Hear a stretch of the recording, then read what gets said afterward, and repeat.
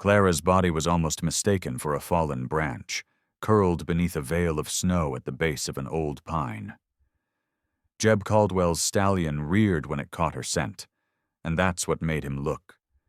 He swung down fast, boots crunching into the frozen earth, heart slamming as he saw her face. Young, bruised, lips blue from cold but not yet lifeless.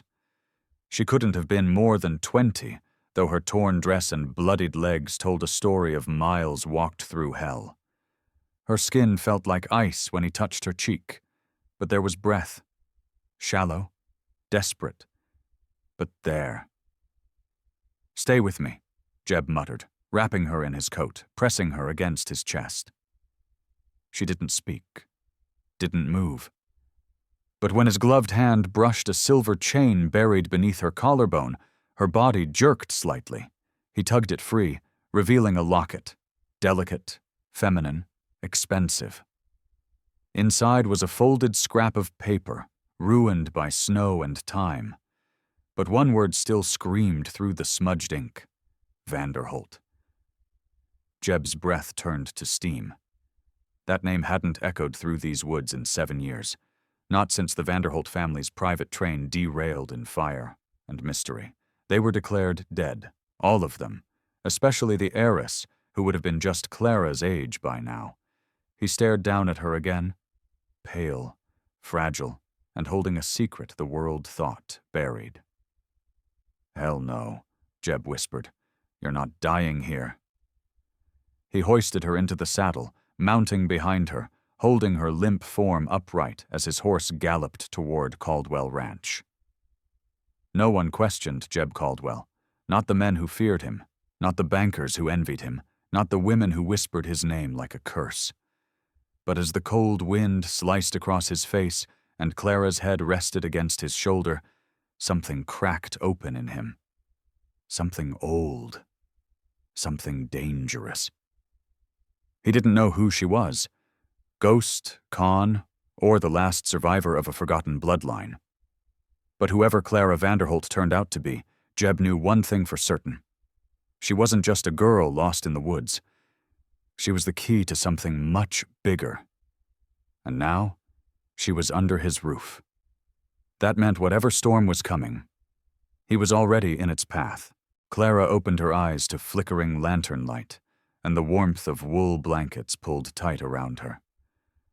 For a moment, she thought she'd died, and this was heaven, until she turned her head and saw the hard stare of the man beside her bed. Jeb Caldwell sat like a statue, arms crossed, revolver on the table behind him. "You know who you are?" he asked, voice low, rough. Clara blinked slowly, her lips chapped. "Yes."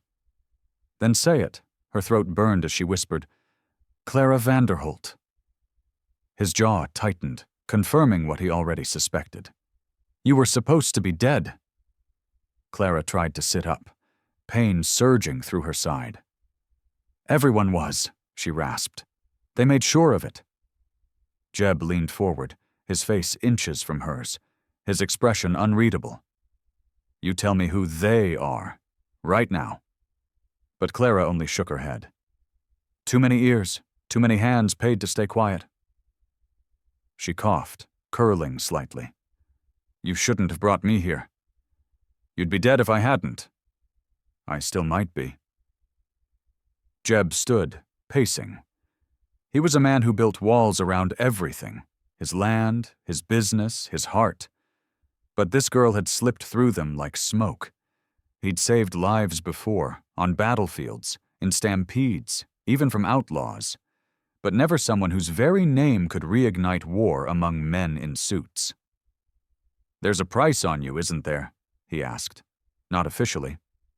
"Which makes it worse," Jeb muttered. Clara forced herself upright, every rib screaming. "You don't understand. My family was silenced because they refused to sign over what the banks wanted.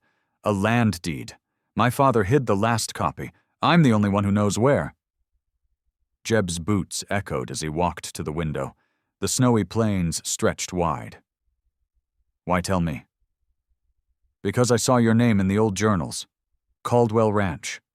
The only one that didn't fold when the others did. She looked at him, gaze steady despite her pain. You're the last honest man left. Jeb scoffed, but something in his eyes betrayed the sting. If that's true, he said slowly, then you're putting a target on both our backs. It was already there, Clara whispered. Now I just want to live long enough to finish what my father died for. Outside, the wind howled, but inside, two names no one dared speak had just formed an alliance, and that made them dangerous. Jeb didn't trust Easy, but there was something about the way Clara moved. Slow, cautious, like someone who had learned to live in shadows too long, that made him believe she wasn't lying. The next morning, he led her to the attic above the east wing of the ranch house, a place untouched since his own father died. Dust lay thick across trunks and crates of forgotten lives. You said your father left something behind, Jeb said. Show me. Clara's fingers trembled as she opened a leather satchel from her childhood, buried deep in the folds of her memory. Inside was a Bible. At first glance, nothing seemed odd, until she peeled back the false bottom and pulled out a folded sheet of vellum. That's it, she whispered. Jeb unrolled it on the floor. It wasn't a land deed. It was a map. What am I looking at? Coordinates, she said, to a piece of land that connects all 5 railroad lines. Whoever owns that land controls everything. Freight, passengers, commerce. Jeb's eyes narrowed. And your father wouldn't sell. He said it belonged to the people, Clara said, tears threatening. Said once you sell your land, you sell your soul. Jeb respected that. Too many ranchers had lost their souls to banks in polished boots. But this was a blueprint for war. They'll kill you for this, he said. They already tried. She looked at him, defiant. And now they'll come for you too. Jeb tucked the map inside his coat. Then let them. He led her downstairs, calling for his men. No one leaves this ranch, not without my word. Anyone asks, the girl's a cousin from Colorado, sick and resting. His foreman nodded, eyes flicking curiously toward Clara. But none questioned him. No one ever did. That night, Clara sat by the fire while Jeb stood watch at the window. She looked so small in his world, this house of iron, wood, and blood. But she carried something that couldn't be measured in weight. Truth. And Jeb had spent too long surrounded by liars to let that go. Do you believe me? She asked softly. Jeb didn't turn. I believe we've both got ghosts trying to kill us. Only difference is, yours have names. And he planned to learn every single one of them. Clara woke to gunfire. Not far off. Close. Ranch gates. Windows shattered as Jeb yanked her off the sofa and shoved her toward the cellar door. They found us, he growled, loading his revolver. Stay down. Don't make a sound. She wanted to argue, to fight beside him, but the way his jaw clenched made it clear. This wasn't a discussion. She slipped into the shadows just as the front door splintered. Jeb met the first intruder with a bullet to the leg. Another followed. Black coat, bowler hat, a U.S. Marshal's badge glinting in the dim light. You're harboring federal property, he shouted. Jeb fired back. Last I checked, people ain't property. More men stormed the porch. Horses screamed. The ranch hands, loyal, seasoned, fired from the outposts, forcing the attackers to scatter behind barrels and wagons. Clara stayed hidden, heart thudding. Through the floorboards, she could hear their boots thump and voices bark orders. Find the girl, Vanderholt's daughter. So they knew. And that meant this wasn't just about land anymore. It was about erasure. She gripped a kitchen knife she'd taken before hiding, breath held. When one of the intruders stepped into the kitchen, she didn't wait. She leapt from the shadows and slashed across his arm. He cursed, grabbing her wrist, but Jeb appeared in the doorway, gun raised. "Let her go." The man did, but not before Clara wrenched free with fire in her eyes. Jeb grabbed her and pulled her toward the back door. "They'll regroup. We ride, now." They mounted his horse, galloping into the timberline as the ranch behind them burned at the edges. Jeb didn't look back. "I knew they'd come," Clara said, gripping his waist. "I didn't think it would cost you everything." "You didn't cost me anything," he muttered. They did. They rode until dusk, stopping by a creek miles into the woods. As Jeb checked their supplies, Clara looked up at him. "You didn't have to save me again." "You didn't have to fight for your life with a butter knife either," he replied. She laughed for the first time in days, sharp, tired, but real. He turned to her, quiet. "You still have that map?" She nodded. "Then we're not finished." Beneath the stars, they camped beside cold firewood, fugitives marked by names too powerful to die quietly. But now it wasn't just Clara's burden, it was theirs. By the third day in hiding, Clara's fever had returned. Jeb built a fire beneath a natural stone arch by the river and soaked cloth in cold water. "You should have told me you were wounded," he muttered. Clara winced as he peeled back the makeshift bandage on her ribs. "Didn't want you to think I was a burden?" "You're not." He said it too quickly, too fiercely, and then looked away. As she rested, he studied the map again, tracing the points Clara had memorized. "You sure this is the place? There's an old watermill near the Black Ridge. That's where he hid the deed." Jeb folded the map. "Then we ride at first light." Clara reached for his hand, her skin pale and trembling. "You've lost everything because of me." He didn't pull away. I lost everything a long time ago when I stopped believing there were things worth burning down walls for." She smiled faintly. "And now? Now I'd burn a whole state to see you live free." Morning came with mist curling through the trees, and they followed the river upstream, traveling light and quiet. By midday, they reached the ruins of the mill.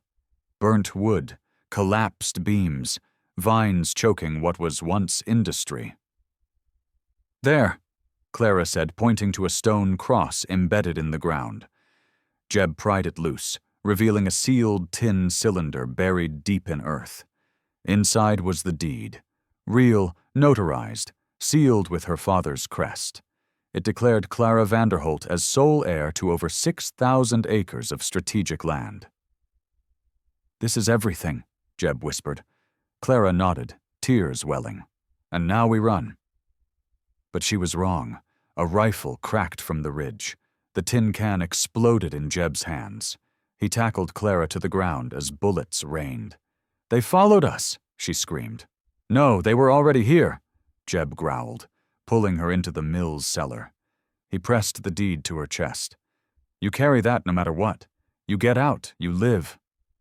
Clara shook her head. "Not without you." Jeb leaned close, voice low and urgent. "They can kill me, but not the truth. You carry both now." Her hands clenched the paper. "If you die, they win." He looked into her eyes.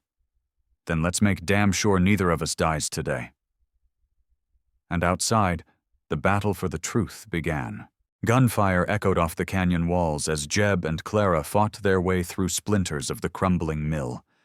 The men hunting them weren't just bounty chasers. They were professionals, sent by men in high offices who had everything to lose if Clara survived. "There's too many," Clara gasped, clutching the deed against her chest as bullets tore through the rotting floorboards above them. Jeb reloaded with calm precision, jaw clenched. "Then we give them a story they can't erase." He moved fast, dragging old barrels across the exit tunnel, stuffing them with dried wood and oil-soaked cloth. Clara watched, realization dawning. You're going to trap them inside. Not all of them, he said grimly, but enough to buy us a road home. Jeb, no time. He lit the fuse and pulled her through the rear shaft just as fire raced down the line. The explosion shattered the hillside. Screams rang out. The mill collapsed in a rain of smoke and timber, burying the truth's pursuers under a storm of their own making. They didn't stop running until nightfall. Blood streaked Jeb's shoulder, and Clara's hands were raw, but they had the deed. And now they had something more dangerous: momentum. Where to now? Clara asked as they rested near an outcrop. My brother, Jeb said, wincing. Judge out of Carson. He's got the reach to get this deed registered before the vultures circle again. Clara looked at him, doubt flickering. You trust him? No, Jeb admitted, but I trust what this deed represents. Hope? Power, he said. The kind that can't be bought, only earned. She nodded slowly. Then let's give it back to the right people. He looked at her through the firelight. You're not just surviving anymore. Neither are you. Jeb studied her for a long moment. Then, quietly, he said, I meant to stay alone. Meant to never need anyone again. And now? She whispered. He reached across the fire and took her hand. Now I know the truth was never just a paper in a box. It was you. They sat in silence as the stars pressed close, the world finally quiet around them. Behind them, a dozen men had failed to bury the past. Ahead of them, a new reckoning was coming. But for the first time, they weren't just running. They were rising. Carson City smelled like ink and gunpowder, and the air inside the courthouse was thick with tension. Jeb's brother, Judge William Caldwell, stood at the front of the dusty chamber, staring down at the deed like it was a lit match. You realize this makes you a target? He asked, adjusting his spectacles. We already are, Jeb said, and I'm done running. Clara stood at his side, her dress mended but modest, her eyes unflinching. My father's name was torn from every ledger. But this deed proves the truth. I won't hide anymore. The judge sighed. I'll enter it into record, but there will be pushback. They'll come for both of you harder now. Let them, Jeb said coldly. We'll be ready. The judge stamped the document, his seal landing like thunder. It's legal. It's done. That evening, word spread. Clara Vanderholt had returned. And not just returned, but won. Newspapers whispered her name. Ranchers began gathering in taverns, some offering support, others preparing sabotage. You're stirring a hornet's nest, Jeb told her that night as they walked the edge of town. Good, she replied. Maybe it's time the nest burned. They stayed at a safe house on the edge of the valley, one Jeb used during border disputes. There, Clara opened her father's journal and began copying names: investors, lawmakers, rail barons who had tried to erase her family. We exposed them, she said, piece by piece. That'll paint you with a target bigger than a barn door. I'm not scared anymore. Jeb watched her. This girl who had once been a whisper in the snow. Now she was a force. You're not just a survivor, he said. You're a reckoning. She looked up, smile soft. And you're not just a rancher. You're the man who made me believe again. In what? In men who still fight for something besides gold. They sat under the stars again, but the stillness this time held purpose. No longer fugitives, no longer silenced. What happens when they come knocking again? She asked. Jeb reached for his revolver. They'll find the wrong door. Clara laid her hand over his. They'll find a woman who remembers every name they tried to bury. And now she was ready to speak them all. The threats came first. Unsigned notes slipped under doors, bribes offered in public, warnings masked as concern. Clara read each one and burned them in Jeb's fireplace. "They want me to vanish again," she said. "They're afraid of the noise I might make." "Then get louder," Jeb replied. So she did. They rode from town to town, meeting with ranchers who'd lost everything in the land rush, families driven off their plots by forged deeds and crooked judges. Clara brought proof: her father's journals, ledgers, the verified map. Jeb brought presents. When he walked into a saloon, the room fell silent. He wasn't just a rich man now. He was the man standing beside Clara Vanderholt. Together they became legend. But legend brought enemies. One morning, as they crossed Dry Fork Bridge, gunshots cracked the still air. Clara ducked instinctively, but Jeb took the hit, shoulder clean through. He stayed upright, guiding the horse until they reached cover. "You're bleeding," she cried, hands shaking as she pressed cloth against the wound. "Still breathing," he muttered. "Means they missed the part that matters." They lay low for 3 days in a miner's cabin, Clara tending his wound while watching shadows dance beyond the windows. "You can walk away," Jeb said once, pain thick in his voice. "You've done enough." Clara stared at him like he'd gone mad. "You saved me from dying in the woods, but you gave me something bigger than that. You made me believe I was worth saving. I'm not walking away from the man who gave me back my name." He smiled weakly. "I don't deserve you." "That's not your call," she whispered, kissing his forehead. When he finally stood again, pale but steady, they rode into Carson one last time. This time not as fugitives, but as flames. In the courthouse square, Clara climbed the steps and unrolled a list of names. "These men tried to steal everything," she declared, "but they forgot the land remembers." Her voice carried over the crowd. No bullets, no protests, just silence. Then cheers. The people had heard too many lies.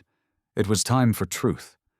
And this time, they had Clara Vanderholt to speak it, and Jeb Caldwell to guard it with blood if he had to. Spring rolled over the valley like forgiveness, and the land that once burned now bloomed. Clara stood on the porch of the newly built schoolhouse, watching children run barefoot through the grass once stained with blood. "Feels like something new," she whispered. Jeb leaned against the railing beside her, his arm still stiff but healing. "Feels like something earned." Since the deed had gone public and the rail barons retreated, Clara had reclaimed more than property. She'd reclaimed the story. She helped other families recover their stolen lands, filed lawsuits, even started a co-op to keep the smaller ranches alive. But more than that, she became a symbol. The girl who came back from the dead and dared to speak names no one else would. "You ready to stop fighting?" Jeb asked one evening as they watched the sun melt over the ridge. Clara smiled. "Number, but I'm ready to build between the battles." "Then let's build." They started small. Cabins, barns, a post where riders could share news freely. No banks, no overseers, just people planting what was theirs. One night, Jeb took her to the edge of the property. "This here's my favorite patch," he said, pointing to a hill covered in wildflowers. "I used to come here when I couldn't sleep, when I felt like the world was too damn loud." Clara took his hand. "And now?" "Now it's quieter." He reached into his coat and pulled out a small ring. Silver, simple, carved with her family crest and his cattle brand side by side. "You don't need saving," he said, "but maybe we both need a place to come home to." She didn't cry. She smiled, steady, certain. "Then let's go home." They were married beneath that hilltop 2 weeks later. No crowds, just a preacher, a pair of wild horses grazing nearby, and the sky wide with blessing. Clara wore a dress sewn by the widows she'd helped. Jeb wore the same boots he'd used to ride into hell for her, and when they kissed, it wasn't for the crowd. It was for the fire they both carried and the peace they'd finally earned. Together they weren't just rewriting history. They were living the kind that would never be buried again. Years later, children would ask about the woman in the portrait above the fireplace, the one with the wind in her hair and the strength in her eyes. "That's Clara Caldwell," their parents would say. "The girl they found dying in the woods, the one who came back and changed everything." Clara stood on the edge of her land, the deed now framed behind her desk, her fingers brushing the leaves of a new tree she'd planted near the river. It was where she and Jeb had first escaped death, where they'd started living. Jeb approached from behind, older now, but with the same steel in his bones. "They're asking if you'll speak at the state gathering," he said, "about land reform." Clara laughed softly. "I used to hide from people like them. Now they take notes when you talk." "Still strange," she said. "Still right," he replied. That evening, she sat by the fire, reading her father's journal one last time. She didn't cry anymore when she read his words. She smiled, because every line he'd written was now real, and every fight she'd endured had led here, to this home, this land, this life.